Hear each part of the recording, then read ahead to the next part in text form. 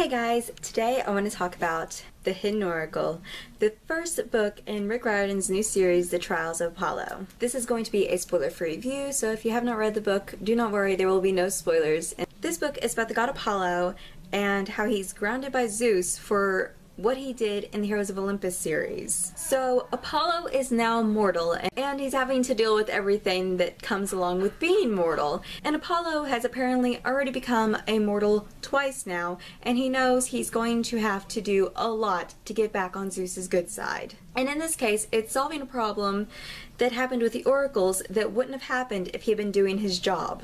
But this book had me laughing more than any other Rick Riordan book I've read.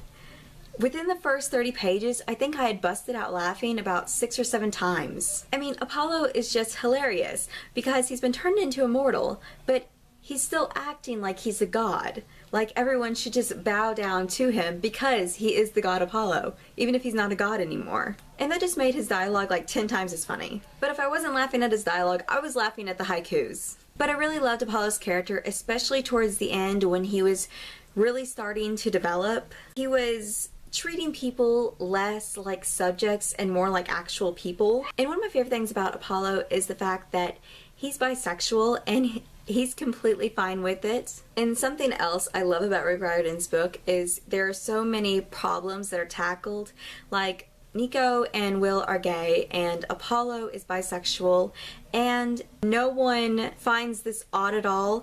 It's completely normal. And I think that's important for people to see in books, especially younger children.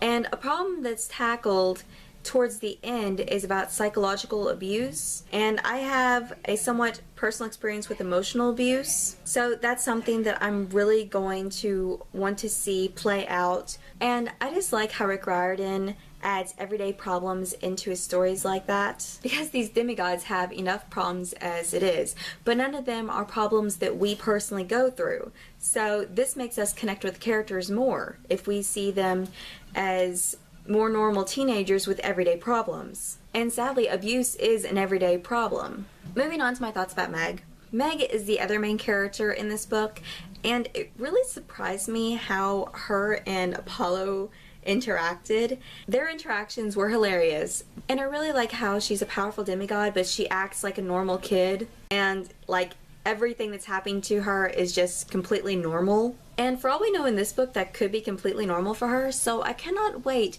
to see where her storyline is going to go. I really, really, really love this book. If you haven't read this book, I highly recommend that you do. It was just amazing. I loved every second of reading it. I literally flew through this book. It had me on the edge of my seat. I was constantly wanting to read more and more and more. This book got a well-deserved 5 out of 5 stars, and I cannot wait for the rest of the series to come out. Well, that's all I can really say without spoiling you. I will have a spoiler-filled review up soon, I hope. But until then, thank you guys for watching. I'll see you next time. Bye!